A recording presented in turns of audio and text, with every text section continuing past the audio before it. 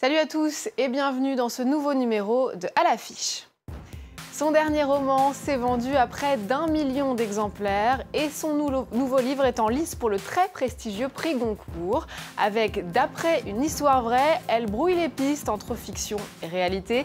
Difficile en effet de démêler le vrai du faux dans ce thriller haletant qui invite aussi à une réflexion sur l'écriture et la littérature. Delphine de Vigan est notre invitée aujourd'hui et je vais tout de suite la retrouver.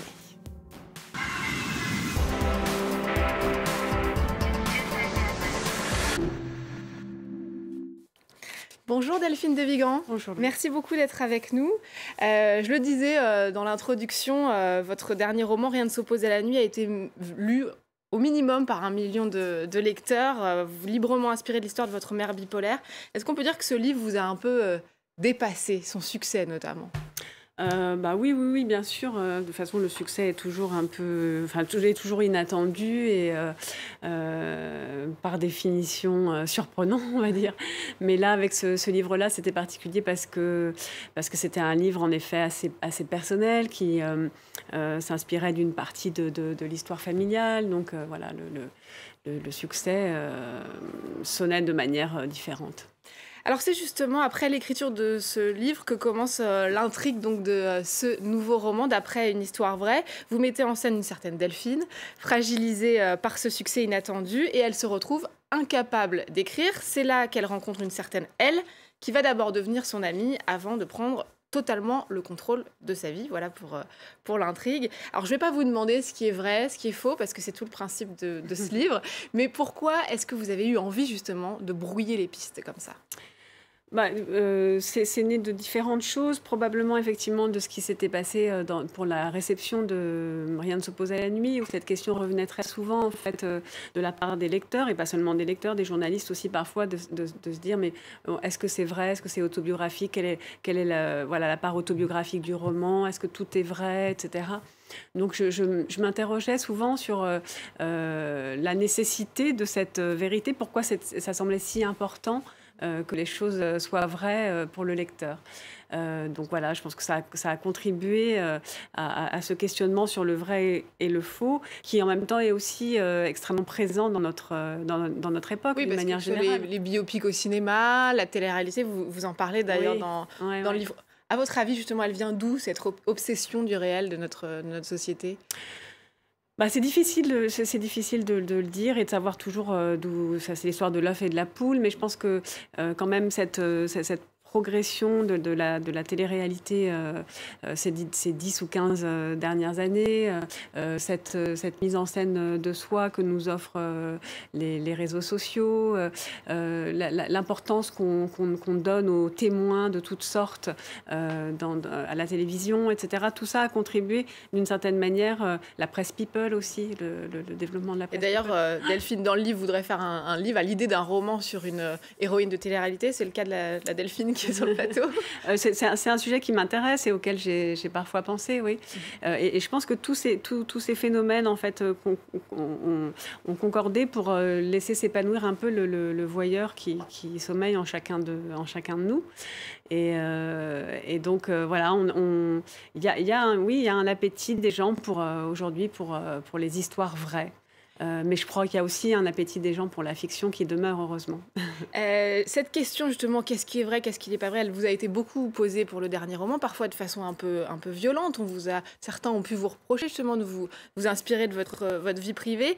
En faisant ce nouveau livre, où parfois vous exposez encore à nouveau, vous mettez en scène, par exemple, votre compagnon, François Bunel, vous n'aviez pas eu peur de vous exposer à nouveau, ou c'est un pied de nez peut-être justement? Oui, c'est plutôt un pied de nez. Je n'ai pas du tout le sentiment de m'exposer dans ce livre de la même manière que pour Rien ne s'oppose à la nuit. C'est pour moi une démarche extrêmement différente, justement, précisément parce que là, il s'agit de jouer avec le vrai et le faux, et de jouer avec des doubles. De jouer avec des doubles, en fait, parce que pour moi, Delphine n'est pas moi, François, le François du livre n'est pas forcément mon compagnon. Ce qui m'amusait, c'était de jouer avec ça et de montrer au lecteur, justement, toute cette toute cette marge de manœuvre en fait qui existe et ces liens extrêmement complexes qui se tissent entre le réel et la fiction pour faire des livres. Alors, votre livre fait partie des quelques 589 romans qui sont sortis en cette rentrée littéraire 2015 et on compte parmi cette rentrée, c'est une bonne nouvelle, de plus en plus d'auteurs femmes. Je vous propose de regarder ce reportage. Elles sont chaque année un peu plus nombreuses. Des noms, des plumes, premier roman ou auteur confirmé qu'on prend l'habitude de retrouver au moment de la rentrée littéraire. Delphine de Vigan, par exemple, vient de sortir son dernier livre, un thriller qui brouille les cartes du vrai et du faux et qui parle de femmes et d'écriture justement. Le fait que ce soit une femme, c'est un plus pour vous? Je pense que c'est un plus, parce qu'elle nous parle de nous quand même beaucoup. J'aime bien ce qu'elle écrit. C'est une belle écriture. Son précédent roman, Rien ne s'oppose à la nuit, avait séduit près d'1 million de lecteurs, un best-seller. Pour Josiane Savigno, qui a longtemps dirigé le monde des livres, les femmes qui écrivent restent minoritaires, mais elles sont de plus en plus mises en avant, surtout cette année. Je suis très étonnée, moi, cette rentrée, je trouve ça assez sympathique, mais je suis très étonnée. C'est parce que je me dis, ces femmes, elles étaient là, mais tout d'un coup, on les voit comme une entité, comme si elles faisaient la rentrée, comme si c'était elles qui occupaient le terrain. Et les autres, avant, c'était plutôt une personne qui surgissait. Bon, François Sagan, c'était la jeunesse, le côté un peu scandaleux pour l'époque. Marguerite Yourcenar, le prix féminin à l'unanimité, et puis ensuite l'espèce de chemin médiatique vers l'Académie française. Ce sont surtout les femmes qui lisent les romans. Une des raisons peut-être qui explique que les éditeurs misent de plus en plus facilement sur des auteurs du même sexe. Et les hommes, qu'en pensent-ils? Un bon roman, c'est un bon roman, homme-femme, voilà. Ce qui compte, c'est la qualité. Je lis plutôt des femmes, parce que j'aime beaucoup les femmes. Et je trouve que les femmes sont des hommes améliorés. Je trouve que les femmes sont des hommes terminés. Et parmi tous ces auteurs au féminin, certaines pourraient figurer en bonne position pour les prix littéraires de cet automne. Vous pensez qu'il y a un genre dans la littérature ? Non, je crois pas en fait tellement ça. Je trouve ça intéressant et important que les femmes aujourd'hui soient mises en avant, les femmes qui écrivent soient mises en avant. C'est vrai que ça n'a pas toujours été le cas, que peut-être on en parlait moins en fait.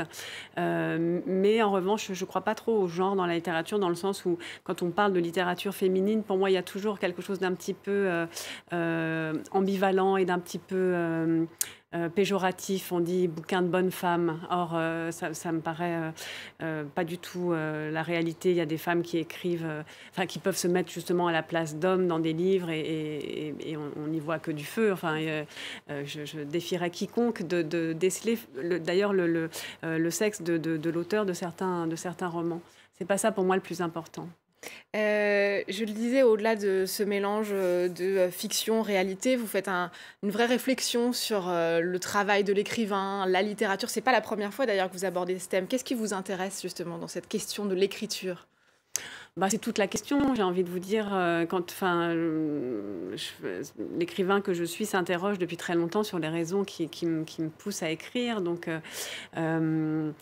et vous avez répondu ? Non, peut-être qu'écrire, c'est une façon d'y répondre, ou en tout cas de chercher à y répondre. Donc, oui, c'est une question qui était déjà présente dans d'autres de mes livres. Je pense par exemple à Un soir de décembre, qui est un roman plus ancien, ou Rien ne s'oppose à la nuit, qui déjà s'interrogeait sur l'origine de l'écriture. J'aime bien cette idée que le roman contienne plusieurs niveaux de lecture. Et là, donc, il y a vraiment l'intrigue, entre guillemets, à proprement parler, entre elle et Delphine, cette relation d'emprise et ce piège qui se referme. Et en même temps, oui, j'espère une réflexion sur la littérature, un hommage d'ailleurs à la littérature dans ce roman. Et j'aime bien que le livre puisse se lire à plusieurs niveaux.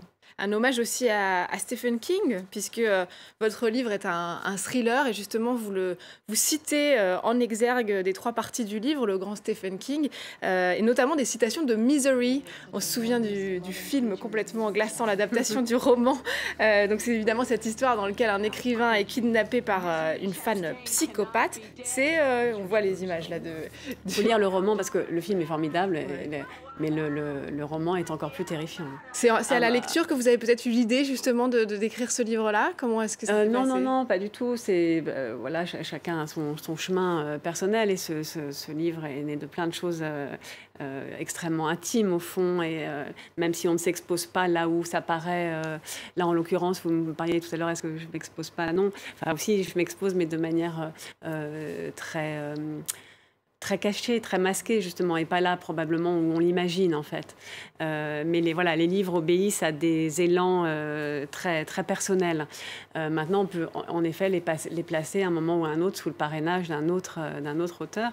Et là, ça s'est présenté assez vite. Enfin, c'était assez évident pour moi assez rapidement que Stephen King pouvait être un peu le parrain de involontaire de ce roman. Ouais. Parce que Misery, ça raconte juste aussi une relation entre une lectrice et un auteur, relation extrêmement dangereuse pour le coup. Très dangereuse, ouais. En tout cas, c'est un vrai page-turner, comme disent les Américains, votre livre. Moi, je l'ai dévoré sur la route des vacances. On va terminer, Delphine de Vigan, avec votre coup de cœur culturel du moment, de la musique, c'est ça? Oui, il s'agit du dernier album de la Grande Sophie, qui vient de sortir, qui s'appelle Nos Histoires, et d'ailleurs qui est peut-être pas si loin de la démarche du romancier, puisqu'elle raconte à la fois probablement des choses très personnelles, mais sous couvert de l'histoire des autres. Et c'est en plus musicalement un disque formidable. Je trouve qu'elle continue sans arrêt de nous surprendre et d'avancer. Donc voilà. Merci beaucoup Delphine de Vigan pour ce conseil culturel et surtout pour être venue nous parler donc de votre dernier roman d'après une histoire vraie qui est paru chez Lattès. Et évidemment, merci à vous de nous avoir suivis. N'oubliez pas de nous retrouver sur france24.com ainsi que sur tous nos réseaux sociaux. On va donc se quitter avec un extrait du nouvel album de la Grande Sophie. Je vous laisse découvrir et vous dis à très vite. Je ne suis pas Maya Yudina. Arrogant de faire toujours la première, à garder la foi. Mais j'entends taper les marteaux aux accents résistants grâce à son piano. Mais j'entends